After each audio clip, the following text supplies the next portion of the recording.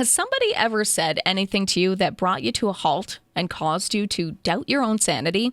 Did it cause you to have doubts about your memories and your understanding of reality? If so, there is a good chance that you have been the victim of gaslighting.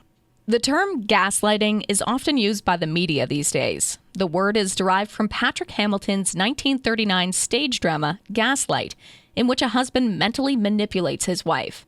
Gaslighting is a type of emotional abuse in which the victim is led to doubt his or her own memory of the truth, memory, or perspective. It is one of the most pernicious forms of maltreatment. It takes direct aim at a person's sense of self-confidence, gradually eroding it until they begin to doubt if everything they perceive, think, and feel is genuine or a creation of their mind. Gaslighting also erodes an individual's capacity and motivation to confront their abuser, since each time they try, the goalposts are shifted even further to turn their argument against them. Eventually, dread and uncertainty render the victim so helpless that they are easily led into doing anything the offender demands. They relinquish all resistance and become figurative pawns of their manipulators. Here are 10 examples of what gaslighting sounds like. Make sure to watch until the end to arm yourself with an inner gaslighting detector. Number 10. It is all your fault that I do the things I do. When a gaslighter is confronted with their actions, they may make statements similar to this. It's a fairly normal reaction for them to put you on the spot and for you to second-guess your behavior. They accuse you of wrongdoing without accepting responsibility for their own actions. You could even apologize for things that aren't your fault in order to reach an agreement with them. One sign that you may be getting gaslighted is if you always feel like you are messing up even though you're trying really hard to do things right. Your gaslighter wants you to feel like that because they want you to feel like they are doing you a favor just being with you. This sort of emotional abuse may occur in any relationship, but is most prevalent in romantic relationships. The abuser uses gaslighting to maintain control over the relationship and to cause their victim to doubt their own sanity. Gaslighting's effects may make it even more difficult for the victim to leave an abusive relationship, since they may be unaware that it's occurring. Number 9, you are too sensitive. At times, being gaslighted may be perplexing, and you may begin to wonder whether you are the one who is overreacting. The abuser will maintain that you are fabricating a situation out of thin air. This will cause you to doubt your own viewpoint and emotionally shut down. Their goal is to make you feel foolish for even attempting to defend yourself and to make you doubt your own sense of self. They terminate the conversation and accuse you of being too emotional to deal with it. There is a good chance that you are being gaslighted if you feel like you can never talk about your problems in your relationship without your significant other accusing you of being oversensitive. Number 8, what did I do to you? If someone asks you this, they may really be unaware of their actions. However, when someone is gaslighting you, they are aware that they have done something to harm you and are feigning ignorance. By defensively presenting this issue to you, they are denying the influence they had on you and compelling you to examine it. The person who gaslights never admits to what they have done, despite the fact that they are well aware of it. They want you to feel bad for their own actions. You may have had nothing to do with whatever went wrong or caused you pain, yet they'll find a way to make you feel responsible. This is a very typical example of gaslighting. Number 7, the problem is not with everyone. The problem is with you. The abuser employs these sort of statements to derail the discussion and shift responsibility to the victim. This is sometimes referred to as victim blaming, in which the individual gaslighting makes remarks that make the other person believe they are the problem, even if they have been the victim of bullying or abuse. This will cause you to mistrust your abilities. Without defending or apologizing for their own harmful actions, a gaslighter will influence you into thinking this way.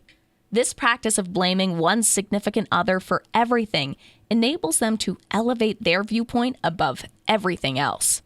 Number 6, I have no memory of saying it. I believe you made that up. This is a standard sentence that a gaslighter will use to purposefully get you to doubt your experience, conduct, and ideas in order to deflect attention away from them. Even if they recall everything, they will never admit it. They will instead blame your nervousness and restlessness, or they will behave as if they do not exist. When a gaslighter is confronted about their behavior, they often claim innocence and blame you for the situation. They use this as a justification for their own bad conduct when, in reality, they should accept responsibility for their own actions rather than blaming you. Enjoying the video so far? Then don't forget to subscribe to the channel for more insightful psychology videos like this one. You'll only get smarter, and it's free. Number 5, you're insane, and others believe the same thing. Along with instilling doubt in their victims, gaslighters may cause their victims to question their own sanity. Additionally, the gaslighter may attempt to persuade the victim's relatives and friends that they are mentally unwell in order to further undermine any charges made by the victim. This reduces the possibility that the victim's allegations will be believed and isolates them from the services necessary to exit an abusive relationship. This is most prevalent in romantic interactions between men and women. When the guy is gaslighting the woman, this may be because society often portrays women as more illogical and in less control of their emotions than males. Number 4, I'm sorry you feel that way. When someone has harmed you and apologizes in this manner, it is not a genuine apology. Rather than that, it's a strategy to make you feel as if you're the problem. They express regret that you feel the way you do rather than accepting responsibility for what they have done or how they have made you feel. This comment may seem to be an admission of guilt, but it is not. This is how an abuser may absolve himself of guilt and place blame on the victim. This kind of apology makes the victim doubt their own judgment and makes them wonder whether they really did overreact. This might result in the victim accepting the abuser's version of events. Number 3, it is all your fault. Individuals who gaslight will absolve themselves of any accountability for their conduct. Rather than accepting responsibility, they will accuse people directly. This may be a recitative loop in which you are made to feel responsible for something that is not your fault. You may even choose to apologize for things that are not your fault in order to reconcile with them. Accepting your guilt and apologizing will become easier after a while, since you will be too exhausted to argue with them. You just want the situation to be over. They will damage your self-esteem without regard for consequences, causing victims to suffer even more. Number 2, nobody except me will ever love you. Isolating the victim from friends and family is a characteristic of all forms of domestic violence, and gaslighting is one method for doing so. A person's loved ones are those who may serve as a reality check, proving the abuser wrong, and so the gaslighter may attempt to remove them in order to distort reality. An example of gaslighting is when a boyfriend bans his girlfriend from attending events such as a ladies' night out, claiming that her friends despise him and gossip about him behind her back. He may also take her phone and delete emails and calls from her pals as proof that they don't care about her at all and that he is the only one who genuinely loves her. They don't want to be your main connection. They want to be your sole relationship. Number 1, it's not that big of a deal. Gaslighters have a propensity to diminish the effect something has on you.